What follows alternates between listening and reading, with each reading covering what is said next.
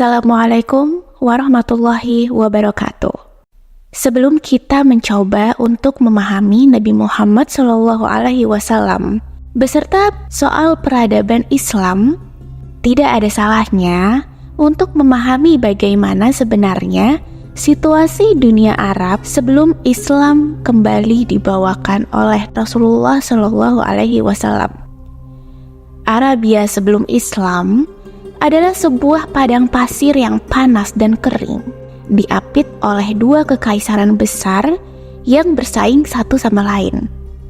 Kekaisaran besar tersebut adalah Kekaisaran Sasaniyah di Persia dan Kekaisaran Bizantium yang mendominasi wilayah Eropa dan Timur Tengah.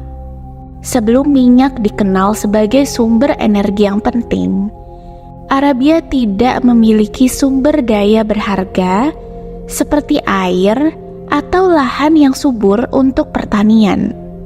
Hal inilah yang menyebabkan kedua kekaisaran tersebut tidak memiliki alasan yang kuat untuk menjadikan Arab sebagai bagian dari wilayah kekuasaan mereka. Bahkan, meskipun Islam di kemudian hari muncul, kekaisaran Islam sebagian besar juga hanya menaklukkan kota-kota suci seperti Mekah dan Madinah. Sementara itu, wilayah Arab lainnya dibiarkan tidak tersentuh. Di Arab, pada masa itu kekacauan sering kali terjadi, terutama di antara suku-suku yang mendiami wilayah tersebut. Banyak yang mengatakan bahwa bangsa Arab pada masa itu adalah bangsa barbar karena dianggap tidak beradab. Praktik-praktik seperti penguburan anak perempuan hidup-hidup hingga perbudakan amat lazim terjadi di Arab pada masa itu. Salah satu suku yang penting di Arab adalah suku Quraisy yang berada di Mekah. Inilah suku di mana Nabi Muhammad SAW kemudian berasal. Mekah pada saat itu sudah dianggap sebagai tempat suci, yakni dengan bangunan kuno seperti kuil yang disebut dengan Ka'bah.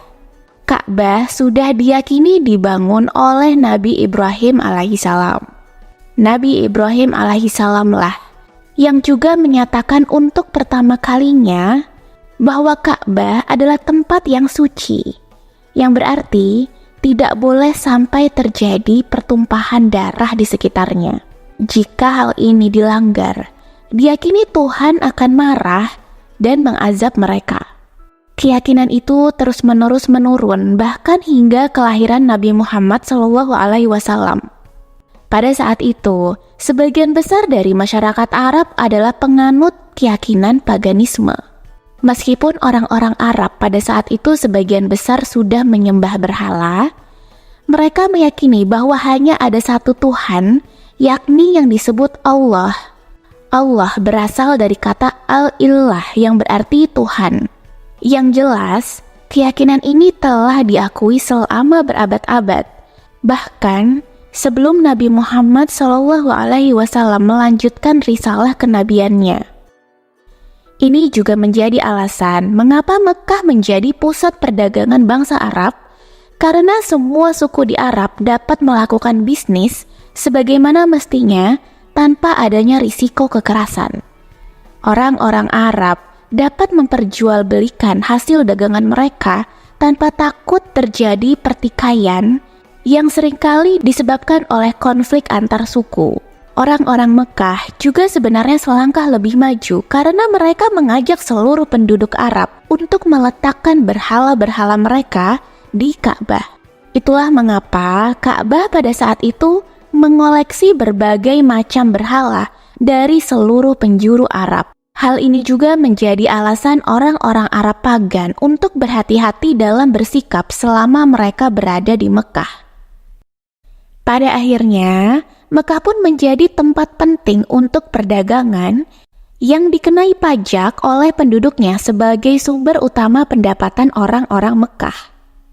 Orang-orang Mekah juga mendapatkan keuntungan ekonomi dari para peziarah karena bagaimanapun, Mekah telah dianggap sebagai tempat suci oleh semua suku di Arab. Selain penganut agama pagan, Ada juga umat Nasrani dan Yahudi yang tinggal di Arab. Ketiga agama ini memiliki tradisi yang sudah saling bercampur sehingga untuk membedakan mana yang Yahudi, Nasrani, dan pagan akan sangat sulit kecuali dengan mengunjungi tempat mereka beribadah. Pada saat itu, peperangan antar suku di Arab adalah hal yang umum terjadi karena persediaan air yang langka menjadi sumber utama konflik. Namun, penduduk Mekah berusaha tidak terlalu terlibat dalam berbagai konflik karena mereka sudah menyadari kalau peperangan itu merugikan bisnis mereka. Yang jelas, pada akhir abad ke-6, Arab menjadi wilayah yang sangat mustahil sebagai tempat munculnya agama yang selama beberapa abad berikutnya akan menjadi pusat peradaban dunia. Bahkan, meskipun saat ini peradaban tidak lagi berpusat di dunia Islam, Islam telah menjadi salah satu agama mayoritas di dunia. Ini mengingatkan kita bahwa perubahan besar dapat dimulai dari tempat yang bahkan tidak pernah kita duga. Demikian kisah kali ini saya sampaikan. Semoga pemahaman ini dapat memberikan gambaran awal tentang bagaimana Islam dapat muncul di wilayah Arab. Mohon maaf jika masih terdapat kekurangan. Sampai bertemu pada kisah-kisah berikutnya. Wassalamualaikum warahmatullahi wabarakatuh.